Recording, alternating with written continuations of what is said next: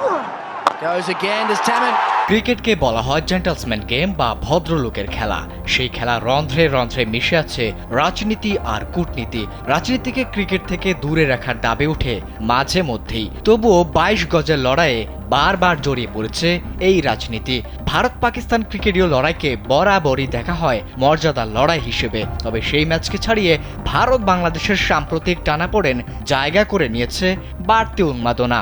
আগামী ২০ ফেব্রুয়ারি ভারতের বিপক্ষে ম্যাচ দিয়ে শুরু হবে বাংলাদেশের চ্যাম্পিয়ন্স ট্রফি মিশন, আর সেই ম্যাচকে ঘিরেই দুই দেশের ভক্ত সমর্থকদের মধ্যে এখন উত্তেজনা তুঙ্গে।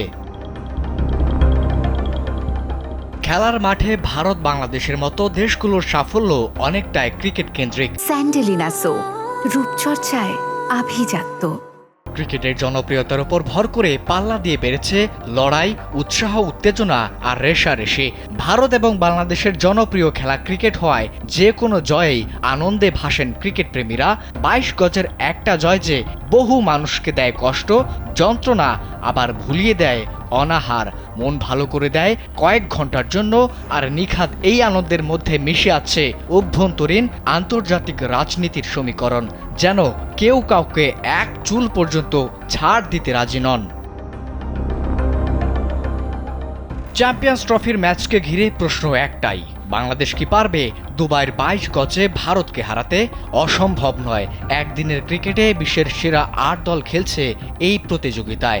নিজেদের দিনে যে কোনো দল জিততে পারে। শক্তির নিরিখে সব দল ১৯-২০।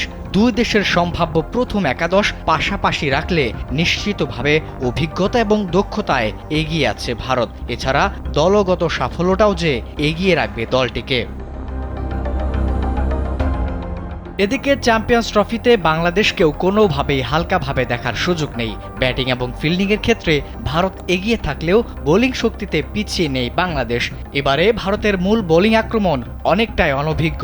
আর্শদীপ সিং, হর্ষিত রানা এবং বরুণ চক্রবর্তী, এদের রয়েছে মাত্র কয়েকটি করে ম্যাচ খেলার অভিজ্ঞতা, আর এতেই তারা চলে এসেছেন দুবাইতে। চোট সারিয়ে স্বামীকেও দেখা যায়নি দুর্দান্ত সেই ফর্মে। অন্যদিকে তাসকিন, মোস্তাফিজুর, নাহিদ রানাকে নিয়ে গঠিত বাংলাদেশের পেস বোলিং বেশ শক্তিশালী। হাড্ডাহাড্ডি লড়াইয়ের সম্ভাবনাও যথেষ্ট।